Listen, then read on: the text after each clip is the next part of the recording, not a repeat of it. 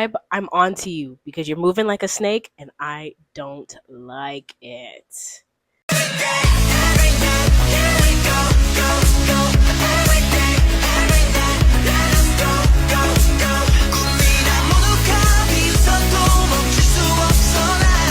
What's up, guys? Hi, it's Angel, unfortunately, and welcome to my channel. Hi, hello, how are you? Nice to meet you. How you doing? You relaxed? You comfortable? All right, cool. Get some snacks, get some tea, because today is going to be piping hot. Today I am in my conspiracy theorist era. So today we will be more specifically talking about K-pop entertainment companies. Today we're gonna be talking about HYBE. So, um, I personally believe that HYBE is pushing the boundaries of their snakery onto K-pop stands to see how much money they can squeeze out of us. But today we're not going to buy it because with these three simple points, I'm going to explain to you how HYBE is kind of creating its own downfall. So let's talk about the documentaries. So we've all seen the Catey documentary, we've seen the Le Seraphim documentary, but to give you the highlights, I think these documentaries are just documenting these idols' abuse and their heart. We're so close and personal. Hi, nice to meet you. I'm editing Angel. You will be seeing me when any mistakes or any additional information needs to be added to this video. Like right now, I was fully under the impression that everything that I am about to say does not apply to the girls specifically. Like I say later in this video, they are all friends. They're all Gucci. They're all cool. Please do not send any hate to their way. If any hate is going to be directed, send it at HYBE and Greffin, whatever their production label is, because all production and entertainment companies are sneaky and shady. Thank you. Have a good day. Hardships, which HYBE is enabling. With the Cat's Eye documentary, they were on a upward hill. Like we all saw how touch. Oh, sorry, I can't even speak into this. But we all saw how their debut popped off and saw how Touch also popped off really, really well. So the next big thing you would think is their album, which they came out with. Stream Sis Soft is Strong. My personal favorite track is My Way, but let me know what your favorite track is down below. But with these documentaries, it's kind of getting treacherous. Like Popstar Dream Academy, me personally, I would have thought they had pushed that out maybe like a year into them being active, maybe well after the promotions of Sis came out. But no, they decided right after a week of them announcing their release of Sis Soft is Strong, they decided that they were going to just explode with this documentary. Also, sorry if you keep seeing me look down, by the way. I have notes here, and I tend to just yap a lot about the same topic, and I don't want to keep you here that long. So, more about the Cat's Eye documentary. It's essentially just the girls versus Manon. As a disclaimer, I do want to say that the girls have since stated that their relationship is all different now. There's no bad blood, there is no beef. This is simply just me recapping of why there was essentially drama. So essentially, out of most of the girls, Manon was the only one. Manon, please correct me down in the comments if I pronounce her name incorrectly. I deeply apologize. But Manon was the only person who did not audition for the program. She was scouted by like the producers, by the production team behind Popstar Academy, and when a lot of people envy that she came in with raw talent, whereas some of these girls have been training for literal years. So from the get-go, a lot of people did not like her from the jump. Then she was missing practice. Now, don't get me wrong, she was not the only girl missing practice. She even says that later in the episode. I'll insert the clip right here. This and rehearsals. I missed rehearsals because I was sick or I used to get really sore. I looked at the school where, taking a day off is okay. I realized real quick that that is not the case. So, should we start?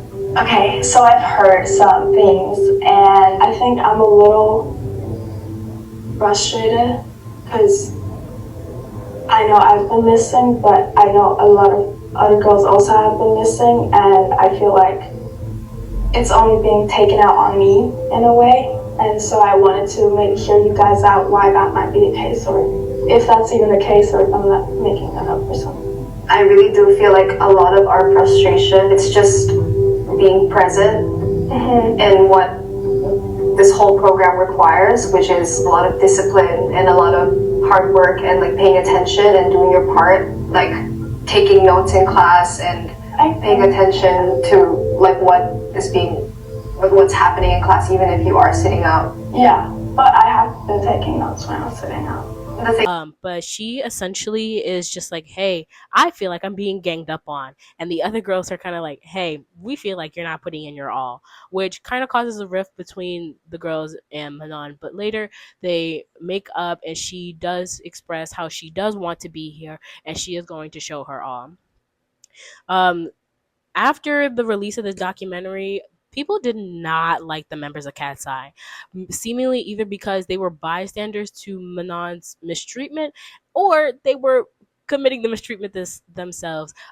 This caused a large rift between Manon stands, who were already kind of upset because if you look at their choreographies, Manon is always usually pictured in the back and or has not a lot of lines in the entirety of the group, which is not great, seeing as she is the only black person in the group and there is a large stigma of how black people are treated within the K-pop industry already, i.e. Black Swan. But a lot of people just chalked it up to choreographers not being able to choreography six-member groups because that is difficult. I digress. But because of a lot of these rumors and controversies surrounding Cat's Eye, the members themselves, specifically Lara and Manon, posted a TikTok pretty much saying, hey, guys, relax. We're good. This documentary came out about 3 years ago now, and we don't feel that way anymore. And a lot of our emotions are heightened. These are our hardships, but this is not who we are today. So, to my knowledge, all the girls are good, and the controversies have since died down ever since that TikTok post. But why would HYBE release that documentary knowing that that's what those girls looked like? Again, setting them up not for success. Another gripe that I have is touring. Now, we all seen when the 17 tour dropped, right? We all seen the fact that they have 5 stops in their whole entire North American leg tour, right?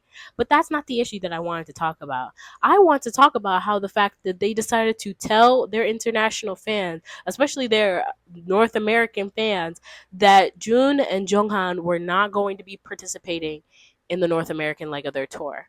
Now, again, disclaimer, am I saying that the members are not allowed to have other activities? No. Am I not saying that Jonghan's military service needed to be postponed? Also, no. However, if you knew that his enlistment was coming up soon, you didn't want to put that maybe at the beginning of their tour, being like, hey guys, um, he's gonna like not join this tour. You decide to post this notice 2 days before the tickets announced for their North American side of the tour. Again, that's not giving shady to you guys. It's just, and again, as a certified Chonghan biased, I'm not okay, okay? But, we live and we learn. But again, only 5 stops for 17. I don't know if you noticed, but this is 17, by the way. Yeah, global international superstar 17. Uh-huh. So, yeah, you want to, and then they decided to fix it by just adding second dates to them. Let's all kill HYBE on three. One, two, three, kill HYBE. Okay. Lastly, before I get into my last topic, I want to provide a very serious trigger warning for mentioning of and sexual abuse. Also just general abuse in general. So if you don't feel comfortable, you can skip to this timestamp here where I'm not talking about any of those things. But just please be aware that this section is going to be pretty heavy. Now, as you all may be aware, we've all have at least seen or have seen clips of the New Jeans live stream that happened not too long ago. However, if you want to understand the New Jeans live stream, we first have to understand the entirety between their now ex CEO Min Hee Jin and HYBE. So Min Hee Jin, if you don't know, is the CEO of Adore Entertainment, which is the company that New Jeans is under, which is a subsidiary label under HYBE, which is essentially meaning that HYBE pushes a lot of their resources into like their lower companies and essentially makes their idols famous. Now, Min Hee Jin is entirely responsible for the creation and the creativity that surrounds New Jeans. All of New Jeans, like their concepts, their music, everything creatively that has to do with these girls goes through Min Hee Jin. Now, Min Hee Jin was under fire, especially around their debut. Because of allegations saying that she has been essentially grooming these girls and essentially talking about how these girls should be losing weight, and through chat logs has been talking about how like they're just not good enough, and essentially very much demeaning these girls and controlling every aspect of these girls. But a fact that we cannot ignore is that she worked very closely since debut with these girls. Now the issue came up is with the release of Eyelet. Again, please correct me down in the comments below if I mispronounce any names. But with the debut of Islet, Min Hee Jin essentially throws massive accusations at HYBE, saying that the entire concept and the creation of Islet was stolen from Min Hee Jin. And she throws a lot more massive allegations, which HYBE throws their own set of allegations back at Min Hee Jin, essentially saying that they have been draining their resources and they have been essentially going nowhere because New Jeans' activities have since come to a halt. Min Hee Jin and HYBE essentially go back and forth, and it turns into a massive defamation lawsuit. Now, during this, we are seeing the girls being mistreated very heavily and have no authority to look up to. You can look at these two videos and/or articles right here that I will post right here, as well as post in the description below. Essentially, talking about their like, I'm not gonna say scandals because actually it's really disgusting what those girls have went through, especially since the start of this case. But essentially, to put it down in the most simplest terms, they had absolutely no authority to look up to and protect them. Now, while a massive of these allegations have been going on, Min Hee Jin had since went on a press tour in order to defend herself, and honestly it did not look great from her end, and ultimately it resulted in HYBE ultimately removing her as the CEO of Adore Entertainment and putting her as the creative director for New Jeans, so that way she still had that control. However, she was just no longer the CEO, and they had since placed a new CEO in her stead. Now, she, to my knowledge, again, by the time that this is posted, if there's any corrections, I will make the corrections right here. But she is no longer the CEO, and she is the creative director still. But she is currently fighting to reinstate her position as CEO. Now, here's where New Jeans formally come in. While all of this is going on, the girls of New Jeans have no idea at all that this is going on. That's bad, really bad. Um, Not only did they not know anything that's going on, the way that they found out was through news articles.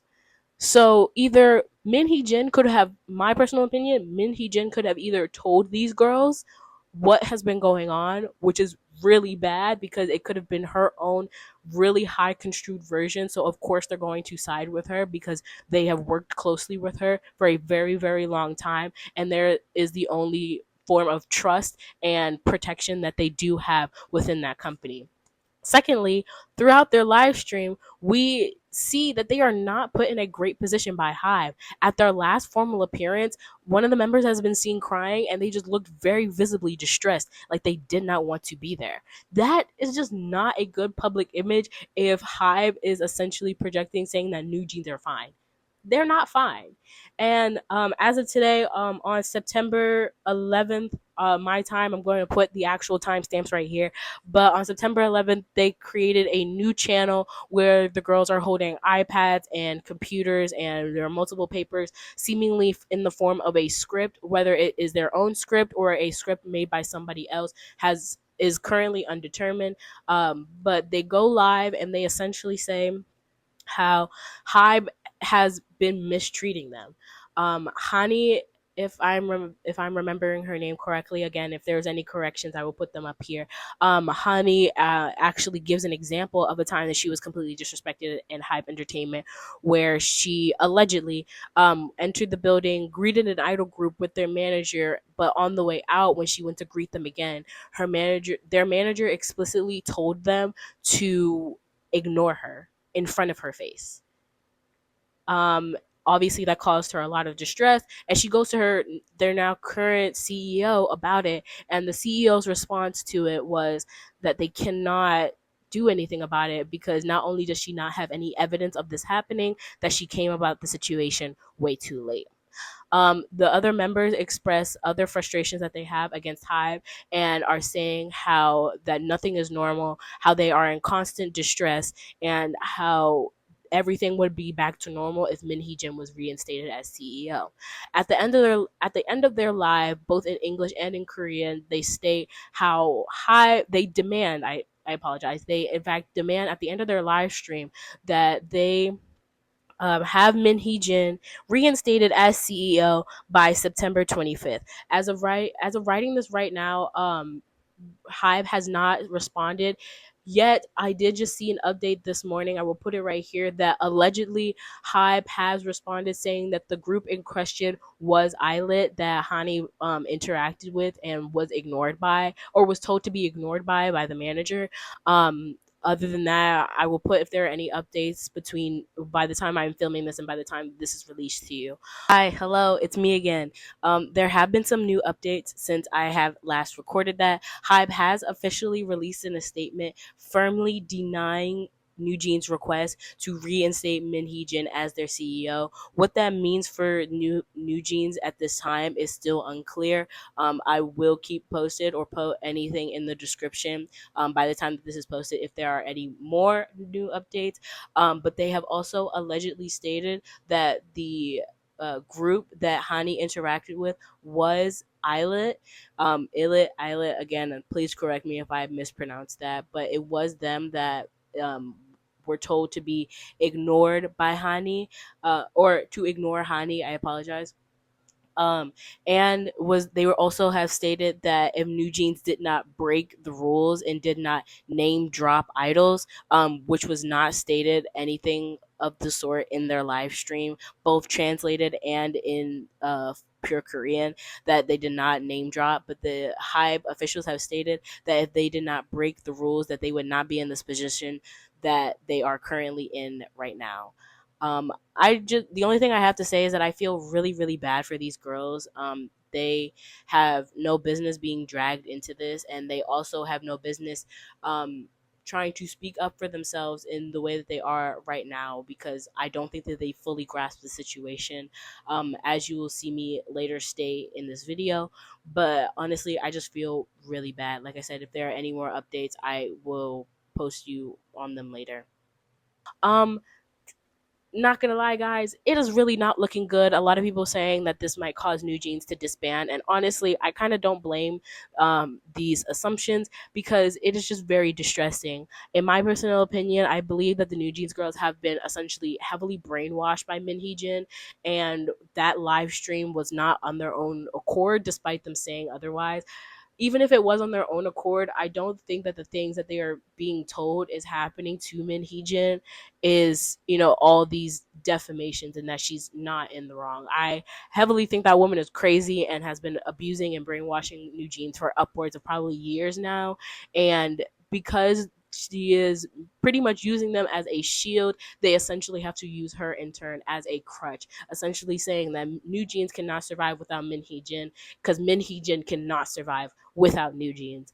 And I find it honestly very disgusting. And I honestly just want to find some justice and honestly protection for these girls, because not only are they not being protected by their own company, they're not being protected by HYBE, as seen they're being isolated and in constant distress. So it's just really not looking good for these girls, and I honestly hope to find some justice for them soon. And that is all from me, folks. Thank you so much for tuning in. I really appreciate you being here. Consider liking and subscribing, and tell me your thoughts about this video in the comments down below. Also, give me more recommendations for topics that you would like me to cover, whether that be scandals, whether that be comebacks. I literally talk about it all here, so I would love to hear back from you. Also, consider me following me on these lovely socials that will be right here. You can also consider clicking that icon right here that will take you to more of my stuff, considering that I will probably be posting something else after this. And other than that, I would love to hear from you again. This has been Angel. Unfortunately, bye. Sorry.